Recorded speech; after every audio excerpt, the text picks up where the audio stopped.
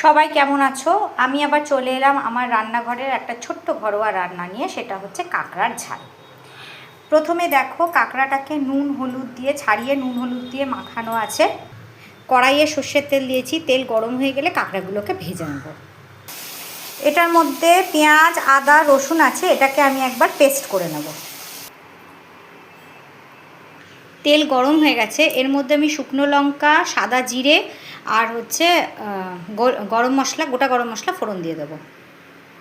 শুকনো লঙ্কা, গোটা গরম মশলা আর জিরে। আমি আলুগুলোকে আগে একটু ভেজে ভেজে নেব, কারণ আলুগুলো আমি সিদ্ধ করে নিইনি, তাই একটুখানি ভেজে ভাজা হয়ে গেলে তারপর মশলাপাতি দেবো। দেখো আলুগুলো একটু লাল লাল হয়ে গেছে, এরপর আমি টমেটো দিয়ে দেবো। টমেটোগুলো একটু কুকড হবে, অর্থাৎ টমেটোর যে একটু কাঁচা কাঁচা গন্ধ আছে সেটা যাবে আর একটু নরম নরম হবে। তারপর আমি রসুন পেঁয়াজ আদার যে পেস্টটা করেছি সেটা দিয়ে দেবো। এই যে টমেটোগুলো নরম হয়ে গেছে আর কুক হয়ে গেছে, এরপর আমি দিয়ে দেবো রসুন আদার পেস্টটা। পেঁয়াজ রসুন আদার পেস্ট, রসুন পেঁয়াজ আদা পেস্টটা দেওয়ার পর এটা যতক্ষণ পেস্টটা একটু লাল লাল হবে ততক্ষণ অবধি আমি দেবো না মশলা। লাল লাল একটু হলে তারপর আমি মশলা দিয়ে দেবো।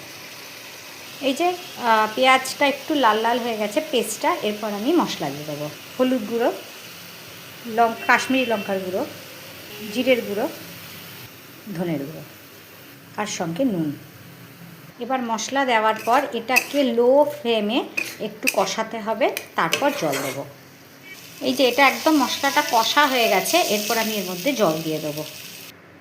জল দিলাম, এরপর এটা একটুখানি ফুটলে আমি কাঁকড়াগুলোকে ছেড়ে দেবো, ভাজা কাঁকড়াগুলোকে। আর একটু বেশি জল দিয়েছি কারণ আলুগুলো সিদ্ধ হবে।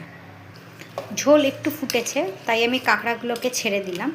এরপর কাঁকড়াগুলো শুদ্ধ ঝোলটা ফুটবে, তারপর একটু কমে গেলে ঝোলটা আর কাঁকড়ার মধ্যে ঝোলটা ঢুকে গেলে তারপরে আমি এটা বন্ধ করে দেবো আর ওপর দিয়ে গরম মশলা ছড়িয়ে দেবো।